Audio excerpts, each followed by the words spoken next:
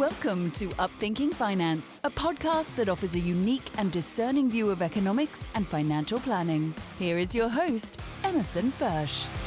Welcome back to Upthinking Finance, and welcome to part 2 of my interview with Reverend Dale Allen Hoffman.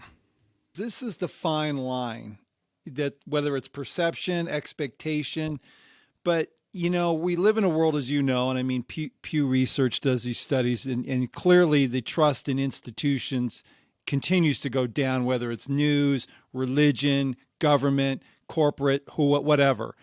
And so I think there is a portion of all of us who are looking for to be able to trust, to be able to really know that our money's going somewhere. Let's say we'll use that. It's always about the money on Upthinking Finance, but the money's going somewhere that's actually doing some good.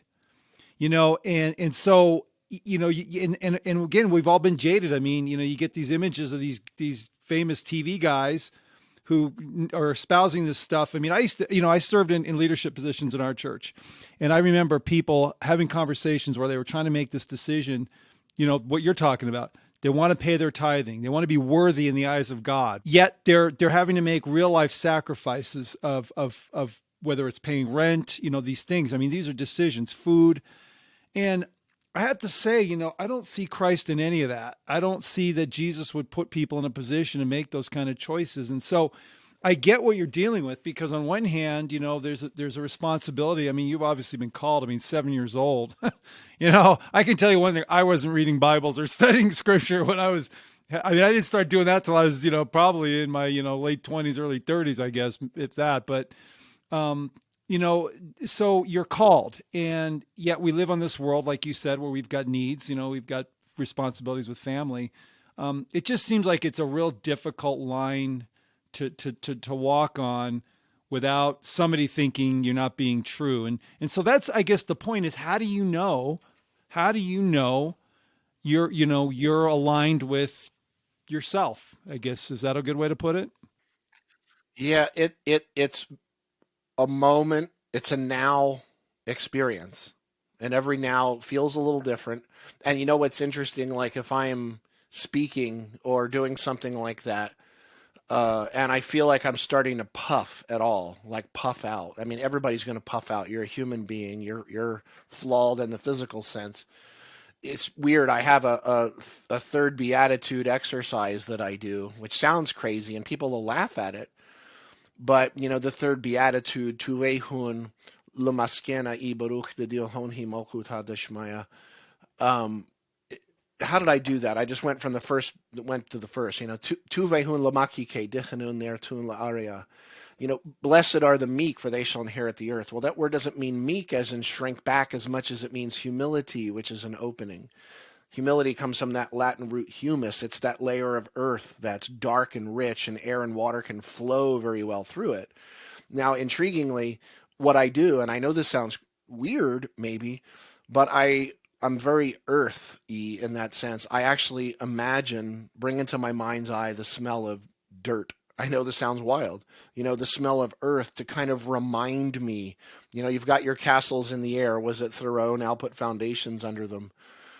To me, it's a nonstop, never go, I don't want to say never goes away. It's not threatening, but it's a very moment to moment experience.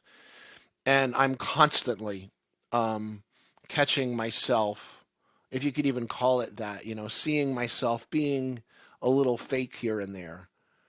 And I think the reason I can say that is because I'm more hyper vigilant of it. And I'm not saying there's something wrong about people that are totally and completely fake in the world. I'm just saying, for me, 'cause I'm entertained by them, for me, it's just an interesting thing where, it can be exhausting. I'll be honest. I seek to make the person I was yesterday look like an idiot, not necessarily, literally, but, so that I never nail my furniture to the floor if it's a belief. I never say this is exactly what happened, because the fact is we don't know who wrote these. We don't know where they come from. Nobody was standing behind Jesus with a dictaphone. People don't like talking about that. But to me, it's like that is about, I'm constantly aware of the rise and fall of my breath and doing what I can there's a lot of times that I'll actually write a post like for social media, and I'm like, this is a little too much this or something. And then I'll just let it sit there without publishing it and delete it. Or I'll publish it and then delete it. And it's not about what I can't do anything about what people think about me. It's not that. I just feel revolted by putting something that doesn't feel authentic to me. And it's funny, like I'm in that place now where it took me decades. If I was presented with some kind of like whatever, I've turned down big publishing offers when my first book came out, one in particular with a huge company, because I realized I was going to be gone from home even more, but I don't think I could have handled it then. Now I'm at this place where it's like I see what it is I'm looking to put into the world. I'm very interested in collaborating with other people in that. And I'm also really excited at some point soon of being able to have someone who, or even, an organization of people, similar in the sense, a little different, but similar in the sense of the way AA, I think the reason it's such an authentic organization is that the mothership isn't bloated. It's the heart of the communities. And what's funny about that, that's exactly how the ancient Aramaic cultures were, the clans, so to speak. They're called clans.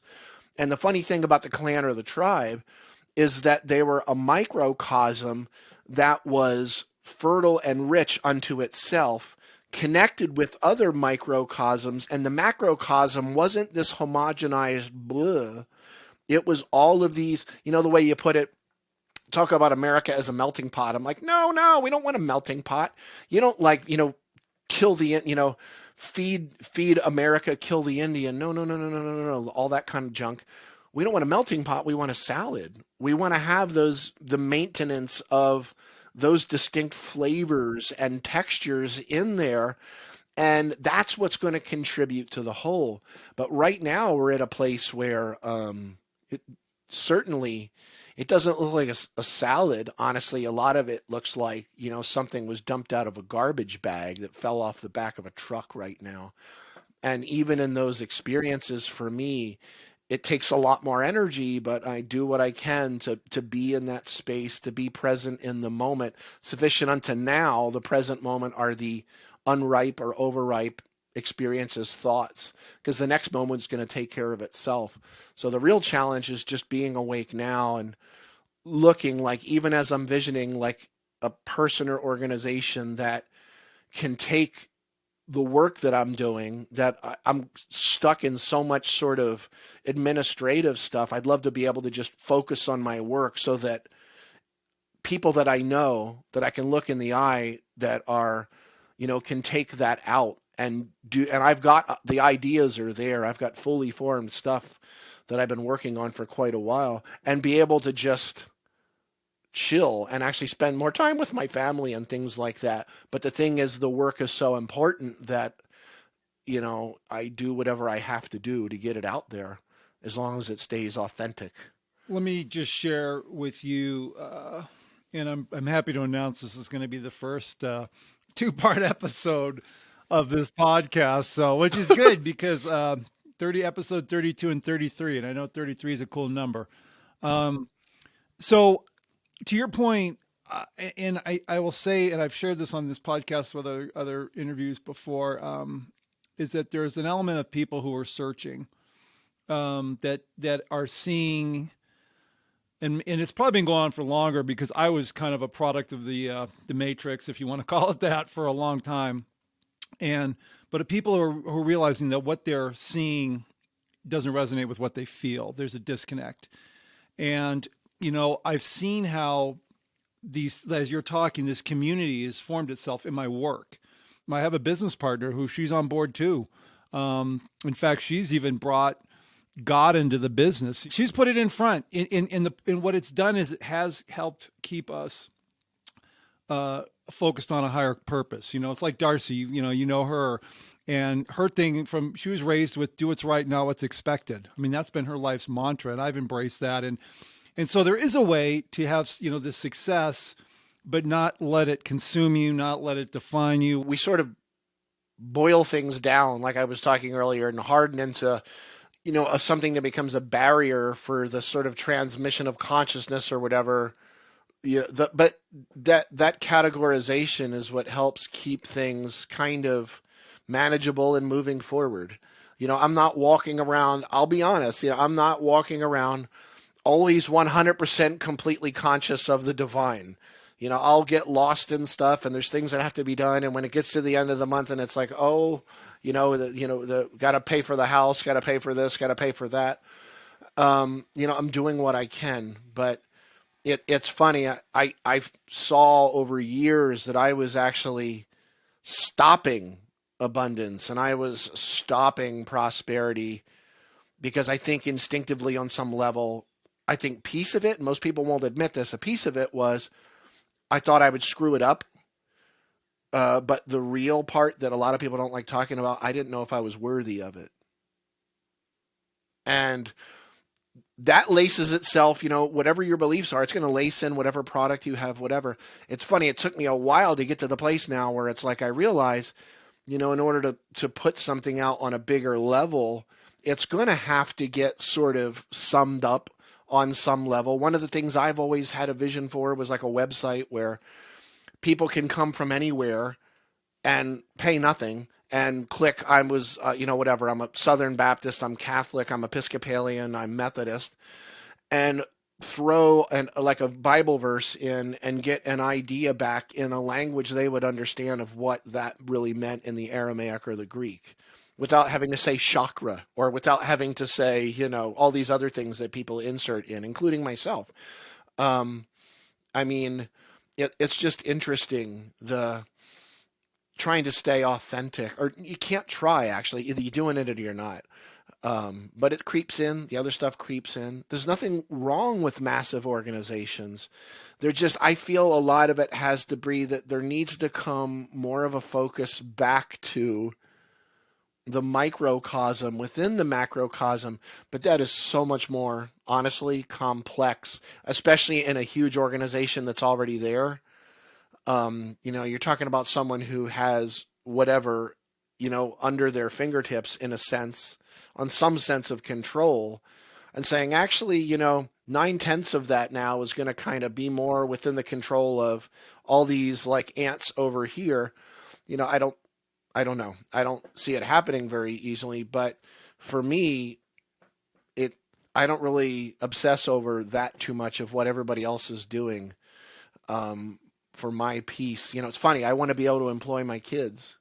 So like when things are shipped or like all that they're taken care of and taken care of well, and they don't have to sort of serve some kind of beast in a sense. But yeah, it's just an interesting moment that you contact me because I'm in like literally in this place where I had become conscious enough to realize that I, basically was shooting myself in the feet for a very long time because of self-worth issues, or I thought maybe it would get too far out of control, or I get death threats. People send me death threats. I do stuff based talking about Mary Magdalene, and I got like one of the examples of the comments the other day was stop trying to make a whore into a holy woman. And they're almost all men, of course. And it's funny because when the comments come in like that, the only thing I can really feel or say is, look, and I don't reply to them. Social media, oh, I'm going to transform the world in a social media comment. No, I don't even really pay that much attention, but it's hard not to, and it's hard not to take personally. But intriguingly, I do have the awareness that if someone's able to feel or even think those kinds of comments, putting down and dumping on another person's work, especially one that's, so deeply passionate and heartfelt, then whatever they do believe is obviously BS anyway, belief systems. So I don't care really what they think. So to me, it's like a gift. They're giving me a gift of saying, I'm a complete idiot. I'm a complete moron. I have no knowledge of what you're talking about, but I'm totally imbalanced in my life, but here's a comment and I'm going to crap on your page for you. So it's like, thank you. Thank you for showing me that, yeah, it's a complex world, and the way I keep it from being too complex is just paying attention of the present moment. But see, now I would look at that. One of my all-time favorite heroes is Robert Kennedy, but he talked about moral courage is a rarer commodity than bravery in battle or intelligence. but it's the one that most people lack in a world that seeks to change, and you ever see that movie Moneyball? Yes, I There's have. that, Yeah. that scene at the end when Billy Bean, Brad Pitt's talking to the guy for the Boston Red Sox, and they're talking about how the game needs to change, and the people that are resistant are the ones that are just hanging on to the old system because it threatens their existence. And I found, and imagine you would probably agree, I don't mean to put words in your mouth, there are two kinds of people. There are those who seek truth and those who seek to be reassured that what they believe is true. And that second category will fight and battle to the death be out of its fear. There's a fear there of what if I'm wrong? What if this isn't right? And I don't know, man. I think this conversation is just all part of it. I don't mean to be disrespectful. Sorry. I'm just being comfortable, Reverend. No. There's people who are searching right now. And I think, I know from what Darcy, when she shares the conversations you guys have from your coaching sessions, every time I hear something she shares, it just resonates as truth. I mean, this is the first time you and I have talked face to face. So this is just coming from a third person through a filter. And yet it just resonates, it just resonates with what I feel. And I just think, like you said, I think you're tapped into to the time. Like you said, it's just time to, go out there. And I feel like in my little finance world, we're doing the same thing. We're the only company in this country that's offering this model that's, run by this guy in Monaco. Thankfully, I work for a firm that's allowed me to do it, that we're licensed with. But it's a risk, people think it's voodoo, hocus pocus, Ouija board stuff. Yet, it feels right. And it's proven to be something that's beneficial. So I literally laid my life down in adoration for bringing this out to people. Literally. And it's funny. I mean, so many other friends of mine that just did the Matrix thing, which is great, and they've got like mass amounts of savings and they had a big 401k and you can see them like flying all over the world all the time with their families. I literally occasionally, apologize to my kids and my wife and say, I'm sorry. I know this is tougher than it needs to be. But I think in some senses, that's really starting to fall away. But what's interesting is whenever it gets bigger in terms of people knowing about it, just looking into the future, all of a sudden more of the nutcases come out. So I'm like, does that mean like if it got really big that we would need security? I don't know, because I get all kinds of crazy stuff. I loved the interview you did with Dallas Seavey, who I've known of for years, and Lance Mackey and like the Iditarod, all of them. But it was great because he spoke of like really paying attention to what's needed in the moment, staying on top of it, paying attention, and also having your eye well ahead, not losing the present moment, well ahead, almost like partitioning part of yourself out to be able to keep that eye on what else could happen so that when it does happen, you're paying attention. And that's really what mastery is in that sense. I got so much out of that conversation. I actually listened to it twice. Oh, right on. But, thank you. I watched it once, listened to it twice, but yeah. And I mean, that's, I do what I can to not compare what I'm doing to other spiritual teachers. I definitely don't feel comfortable in the normal Christian church realm. That's a positive, by the way. Sorry to interrupt you.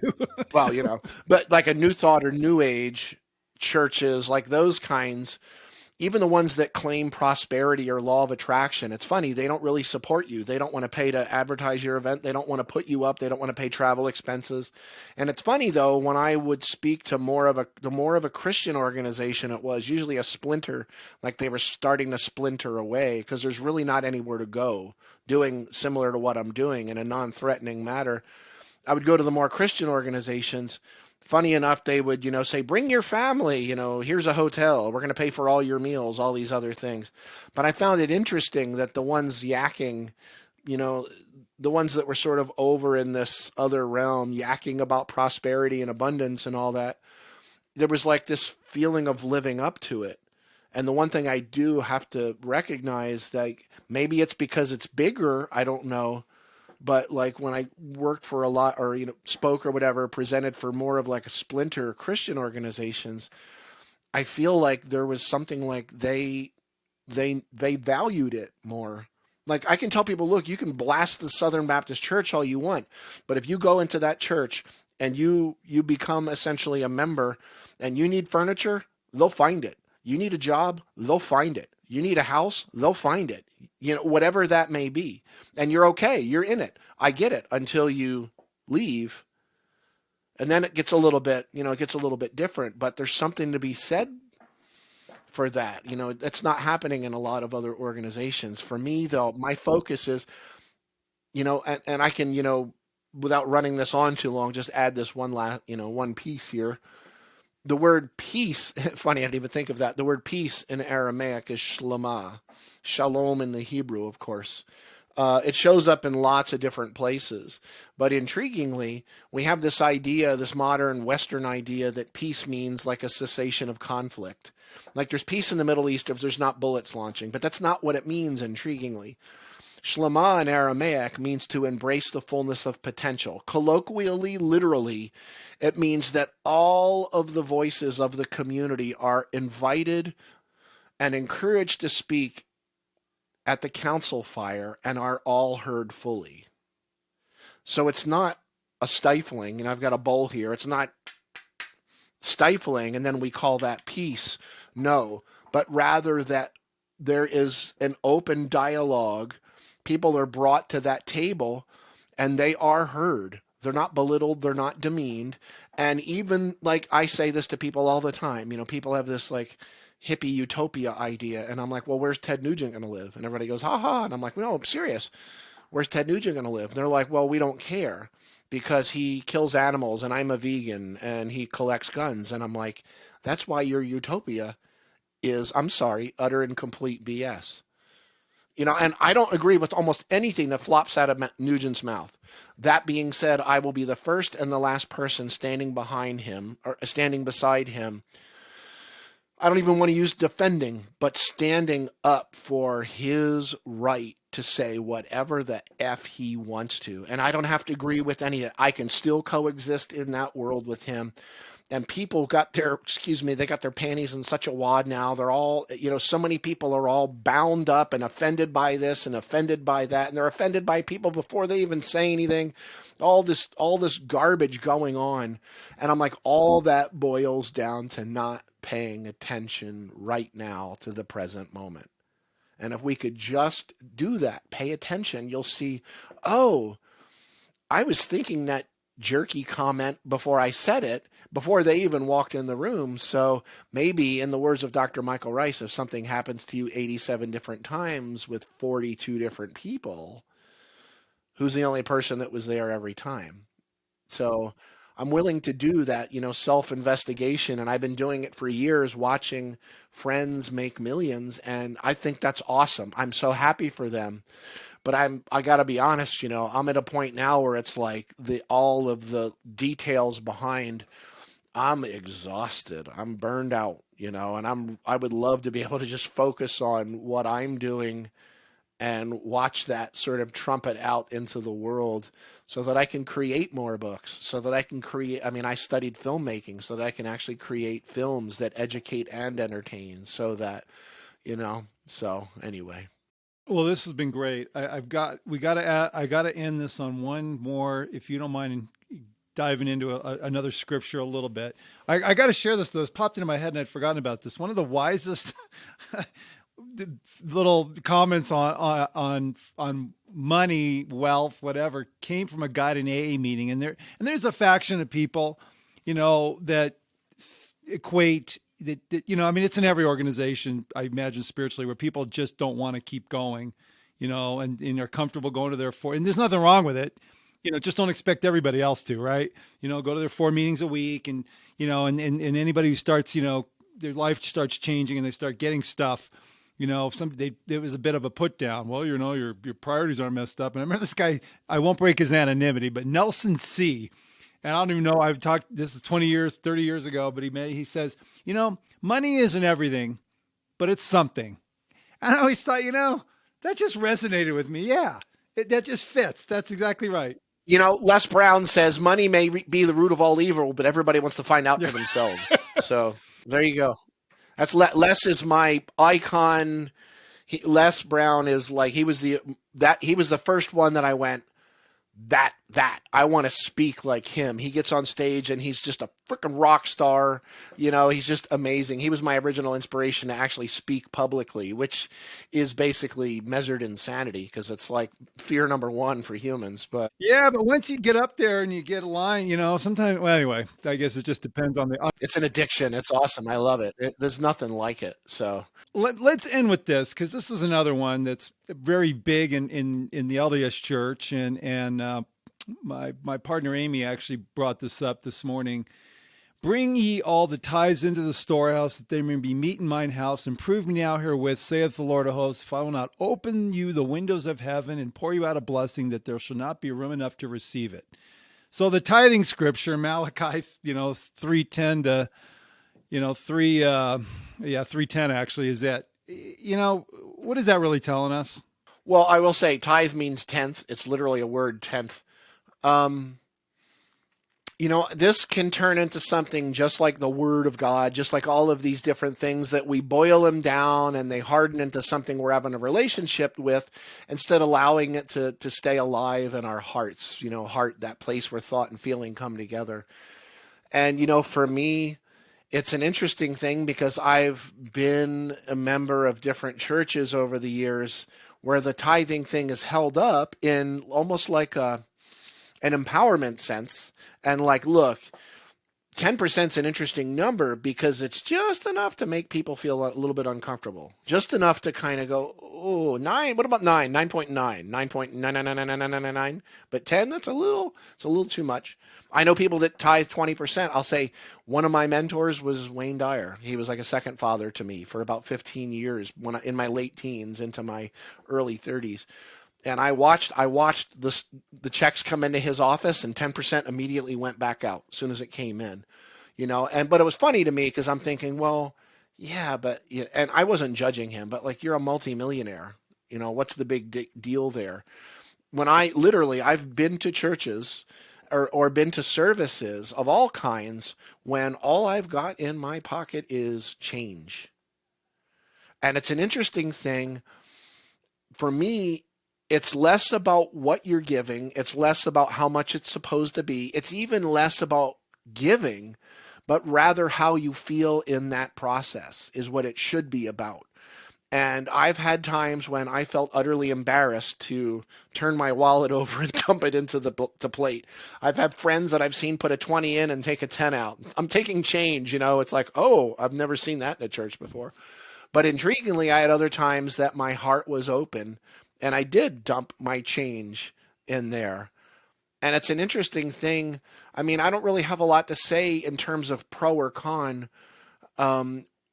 It's not that much different and if I'm not mistaken, I think that's coming from the Hebrew actually for Malachi. But I think people need to find the place for themselves that works, but never do it out of guilt, never do it out of fear, because, and here's the key, you are lacing every single thing you touch, not only your tithes, but if you create products, if you're cutting other people down in industry, every single solitary thing that your overarching company, corporation touches is laced with that filth, for lack of a better word.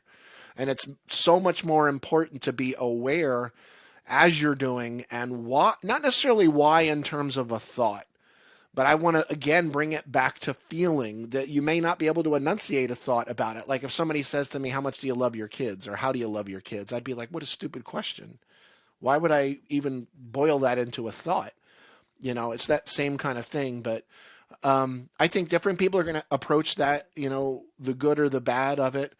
I had periods of my life where I was absolutely 10% of everything. And that means I was even noticing if I found a penny in the parking lot. And then it's like, there's that. Okay, there's a penny. Well, sometimes you feel embarrassed about picking up a penny. All right, if it's a dime, a dime maybe. But then it's a quarter.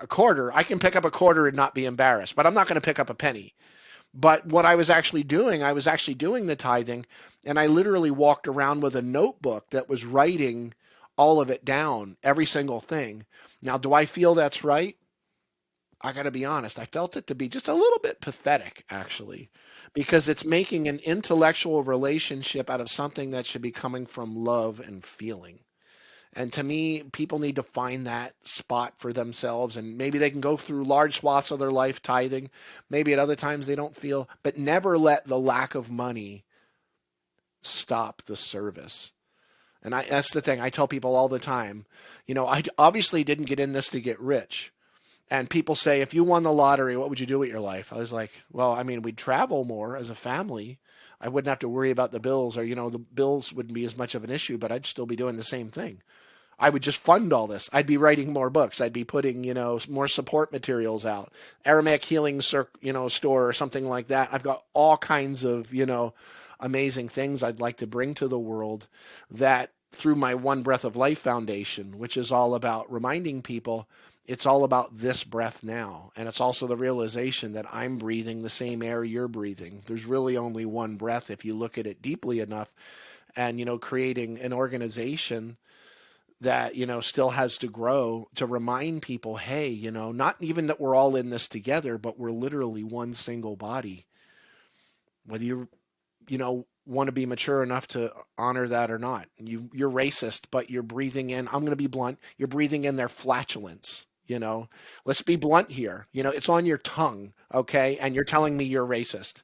So, and all DNA traces back to dark skin, Central African cradle of life. So, it's like Hitler, and they analyzed his DNA after, they kept it from the bunker for decades, and they analyzed it, and what was one of his main central ethnicities? He was Jewish. There's the cosmic, it's not a belly laugh in a fun way, but it's the cosmic belly laugh. So I just do what I can to stay humble, and I get it that people are threatened by it, but I realize it's hard not to take personally, especially when they attack me personally. But I do realize that, forgive them, Father, for they know not what they do. They don't even know what they know in most cases. But the culture doesn't support knowing; it supports feeding the beast in a lot of ways. So, amen.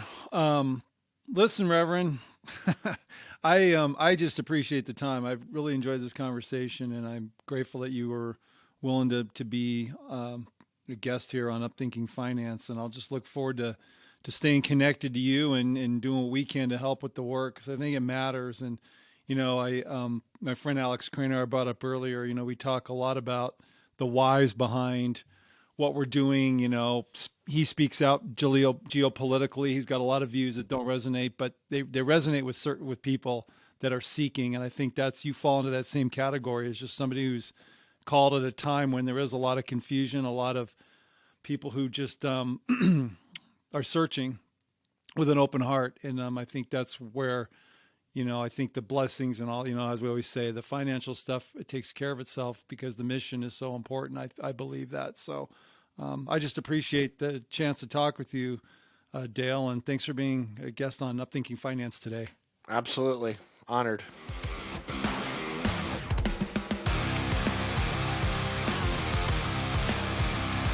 Emerson Fersch is a registered representative with and securities offered through LPL Financial, member FINRA SIPC.